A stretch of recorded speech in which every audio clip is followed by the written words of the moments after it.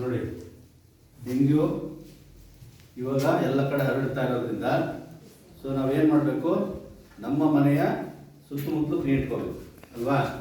So ಈಗ ಸೊಳ್ಳೆಗಳು ಎಲ್ಲೆಲ್ಲಿ ನಮಗೆ ಸಿಗ್ತವೆ, ಎಲ್ಲೆಲ್ಲಿ ಕಾಣ್ತವೆ ಅಂದರೆ ಅಥವಾ ಪಾಟ್ ಕೆಳಗಡೆ ನೀರು ಇರ್ತದಲ್ವಾ, ಪ್ಲೇಟ್ ಕೆಳಗಡೆ ಅಲ್ಲಿ ಇರ್ಬೋದು. ಸೊ ಸಿಂಟೆಕ್ಸು ಅದನ್ನು ಕ್ಲೀನ್ ಮಾಡ್ಕೋಬೇಕು. ಅಥವಾ ತೆಂಗಿನ ಚಿಪ್ಗಳು, ಮತ್ತು ಮನೆ ಪಕ್ಕದಲ್ಲಿರೋ ಚರಂಡಿ, ಮತ್ತು ಟೈರು ಅಲ್ಲೂ ಕೂಡ ನೀರು ನಿಂತಿದ್ರೆ ಅಲ್ಲೂ ಕೂಡ ಸೊಳ್ಳೆಗಳು ಇರ್ತಾವಲ್ವಾ.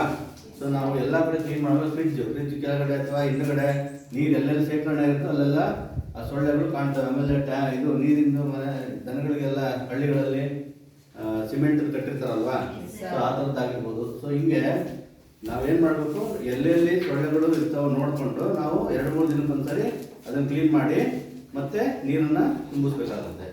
ಸೊ ಇದನ್ನು ನೀವು ಚಿತ್ರದ ಮೂಲಕ ಬರೀರಿ, ಚಿತ್ರದ ಮೂಲಕ ಮತ್ತು ನಿಮ್ಮ ಸ್ನೇಹಿತರಿಗೆ ಹೇಳಿ ಆಯಿತಾ. ಪಕ್ಕದಲ್ಲಿ ಮನೆ ಪಕ್ಕದಲ್ಲಿ ಬೇರೆ ಇನ್ಯಾರು ಪೇರೆಂಟ್ಸು ಸ್ನೇಹಿತರಿಗೆ ಹೇಳಿ ಇದರ ಒಂದು ಜಾಗೃತಿಯನ್ನು ಮೂಡಿಸ್ಬೇಕು ನಾವು. ಅರ್ಥ ಆಯ್ತಾ. ಡೆಂಗ್ಯೂ ಹೆಚ್ಚಾಗ್ತಿರೋದ್ರಿಂದ ನೀವೆಲ್ಲ ಭಾಳ ಹುಷಾರಾಗಿರ್ಬೇಕು. ಮಾಡ್ತೀರಾ ಕೆಲಸ?